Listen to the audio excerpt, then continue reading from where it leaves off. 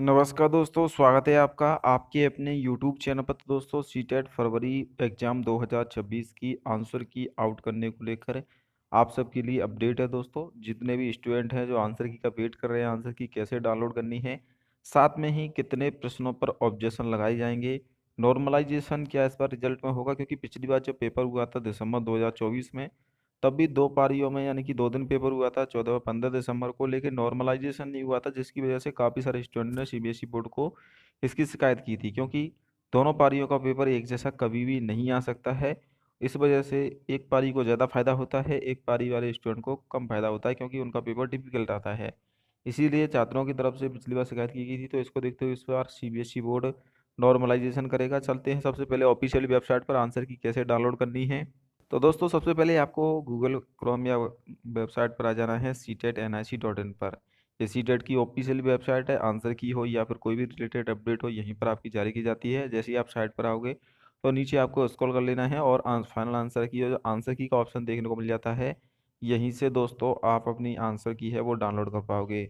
हालांकि अभी बोर्ड की तरफ से आंसर की को लेकर जो कहा जा रहा है वो है कि आपका आंसर की है वो एग्जाम के 15 से 20 दिन के अंदर जारी हो जाती है। इस हिसाब से फरवरी के आखिरी सप्ताह में, आज तो संडे है तो आज आंसर की नहीं आएगी, कल 23 तारीख से लेकर आपकी 28 फरवरी के बीच में इसी आखिरी सप्ताह में आंसर किया जाएगा और कल आने की पूरी पूरी संभावना है। कल दोस्तों आपका सोमवार भी है और सोमवार को अमूमन बोर्ड सोमवार या मंगलवार इन 2 दिन के अंदर आंसर की हो या रिजल्ट हो वो जारी करता है। साइट आपकी वही रहेगी जो साइट मैंने आपको शुरुआत में बताई है, वहीं से आप डाउनलोड कर पाओगे। अब इसमें पास होने के लिए क्या क्राइटेरिया रहता है, अगर मैं उसकी बात करूं तो देखिए, इस बार आपत्ति दर्ज कराने के लिए भी आपको समय दिया जाता है, ऑब्जेक्शन लगा सकते हैं किसी भी प्रश्न पर। अगर मैं बात करूं जनरल कैटेगरी में तो 90 अंक लाने होते हैं आपको, 150 में से नेगेटिव मार्किंग नहीं होती है। लेकिन काफ़ी सारे स्टूडेंट ऐसे हैं इनके 90 आ रहे हैं या उससे ऊपर आ रहे हैं, वो तो पास हो जाएंगे। लेकिन कुछ स्टूडेंट ऐसे हैं इनके 2-3 नंबर कम हैं, जनरल कैटेगरी से हैं, तो उनके लिए मैं आपको बता दूं कि आपको यहाँ पर जो प्रश्न है, आपके 2 से 3 बोनस अंक बढ़ सकते हैं। या दोस्तों, 2 से 3 बोनस अंक बोर्ड की तरफ से इस बार बढ़ाए जा सकते हैं। जैसा कि अपडेट आ रही है, नॉर्मलाइजेशन किया जाएगा और जो भी प्रश्न इस बार डिलीट होंगे उसके बोनस अंक दिए जाएंगे। अब बदलाव किया गया है सीबीएसई बोर्ड के द्वारा। वहीं अगर बात करें जनरल कैटेगरी को छोड़कर बाकी जो कैटेगरी हैं उनको लाने होते हैं 82 अंक, यानी कि 100 में से 82 अंक अगर आप लाते हो तो यहाँ पर आपका सीटेट का जो एग्ज़ाम है वो क्वालिफाइड हो जाता है।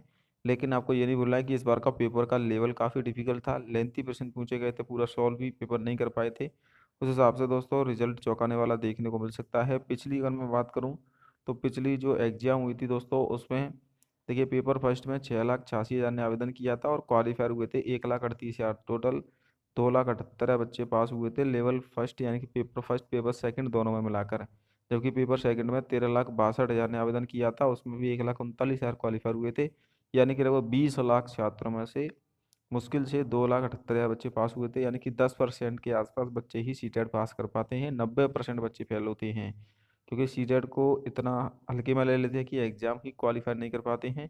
इसीलिए सीटेट का पेपर इस बार भी दोस्तों आपका टफ था, आपको इस बार भी रिजल्ट चौंकाने वाले देखने को मिलेगा। वही 10% या 12% बच्चे ही सीटेट पास कर पाएंगे। बाकी अधिक जानकारी के लिए आप चैनल को सब्सक्राइब कर लेना। जैसी आंसर की आती है, रिजल्ट तो आपका अगले महीने मार्च में ही आएगा, लेकिन आंसर की इसी सप्ताह में जारी हो जाएगी।